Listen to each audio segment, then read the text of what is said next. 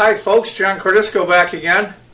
As per request of Kerry, the backyard professor, he wanted to see a game that I played. He played a fairly high rated player on chess.com, and I told him about an almost master that I beat last year back in 2013. So he wanted to see the game, so here it is, Kerry, just for you, buddy. I'll do a live video for you.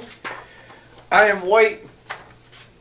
I won't say the opponent's name. He's a good guy. He had a bad cold. He was rated 2137, and I was rated 1560 at the time.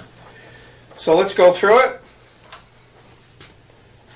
E4, knight C6, D4, D5. I pushed, and he went F6, which really surprised me. And it's funny, you'll see later in the game how I perceived myself as really winning, and actually, according to the computer, I was barely in the game. Bishop F5. Excuse me, Bishop B5. He went Bishop F5.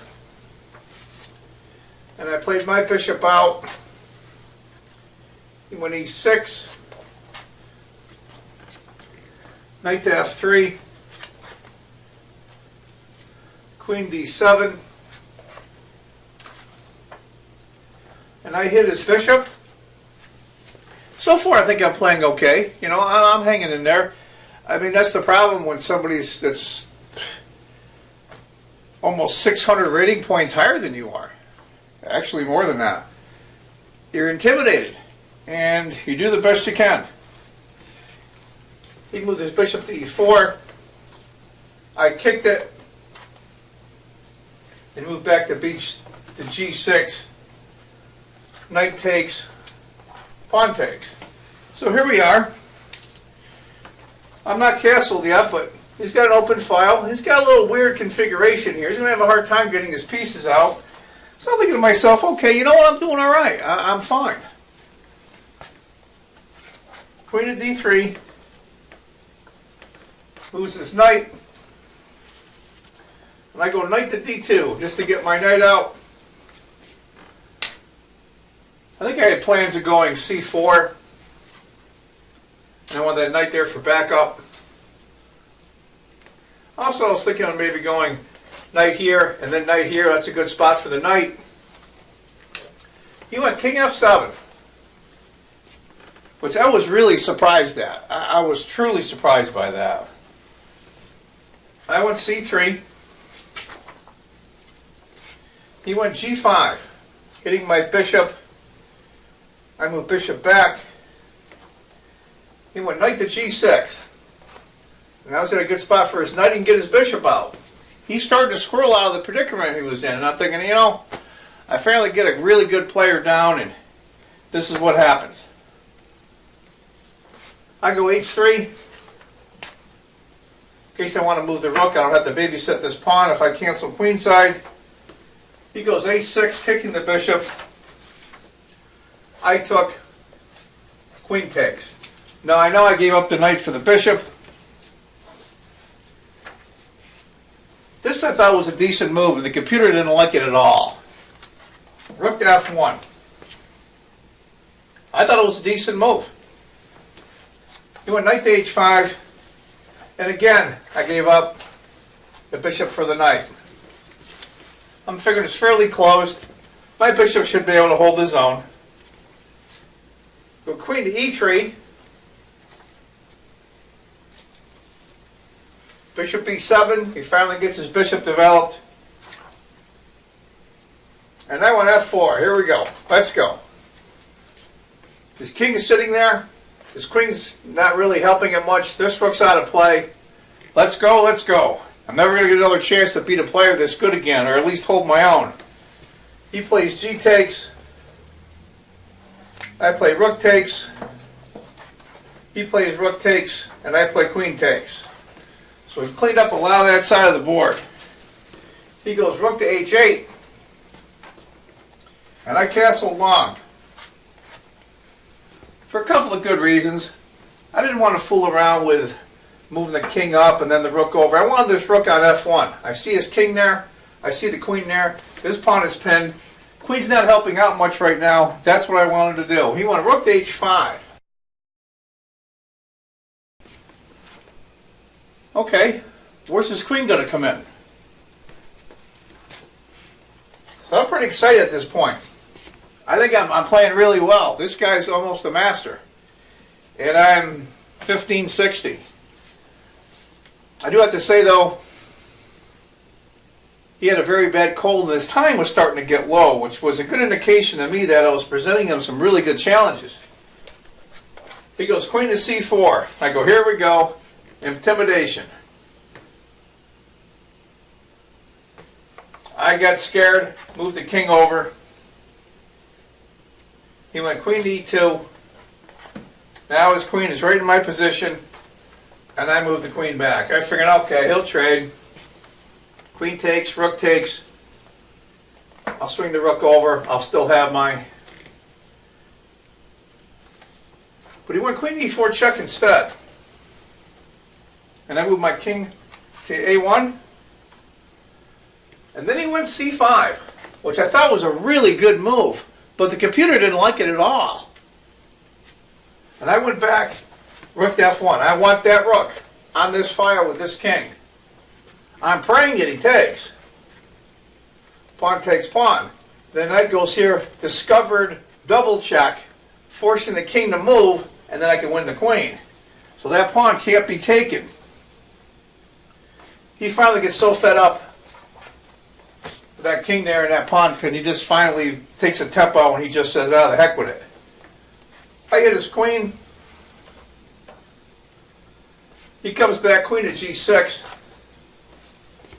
I mean, that's the amazing part of a lot of these good players, is that when you have them down, they have such a high level of resistance. It's tough to finish them off. Even when they have a lost position, they can still manage to draw it somehow. I played e takes, and he played queen takes. I went queen to e2, going after this pawn here, forcing the trade of queens. When my rook retakes, he'll have to move his bishop or guard it. I move it over here, and these pawns are all in light squares. I can just take them all. Let's see here. Lost my place. Queen to e2. Rook to h6. Wants a double guard the pawn there. And I went knight to e5. Real good place for that knight. He played c takes d.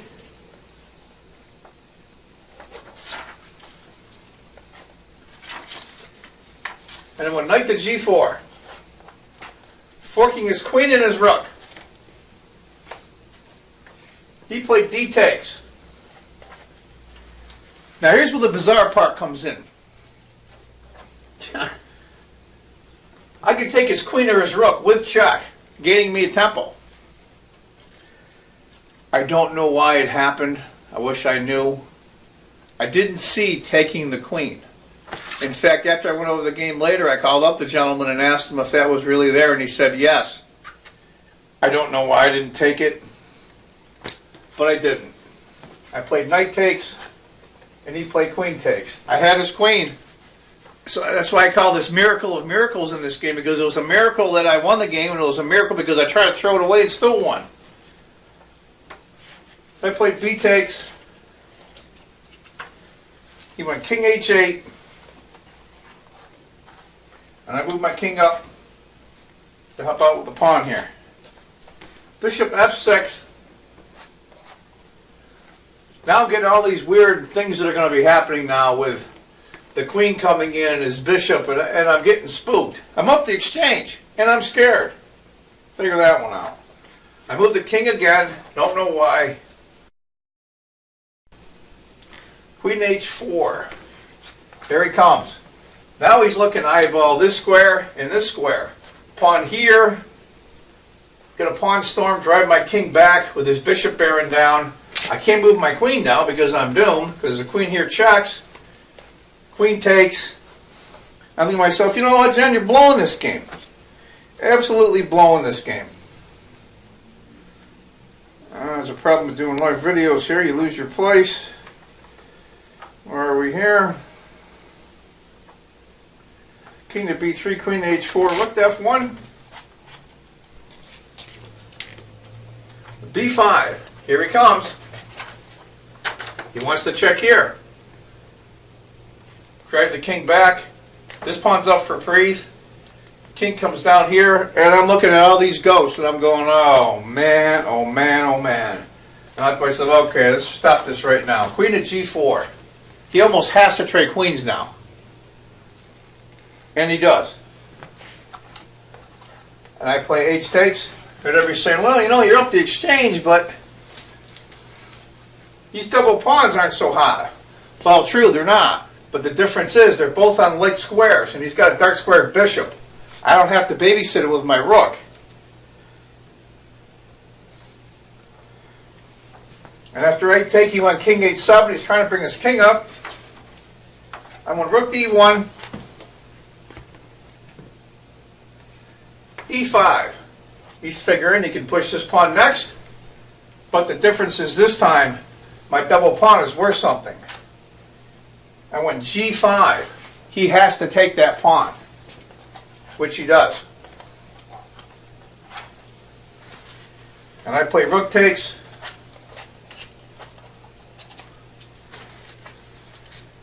He played bishop F4.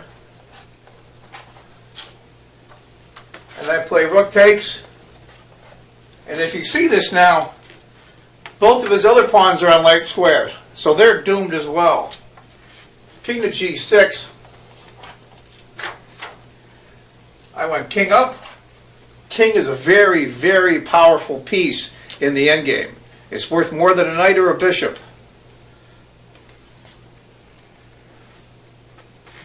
King F6. King A5. These pawns are doomed. Bishop E5. Now here's where I made a mistake. I should have played rook takes bishop, and then after I take both of these pawns, but I won rook to D3. We were both getting low on time. He was extremely low on time.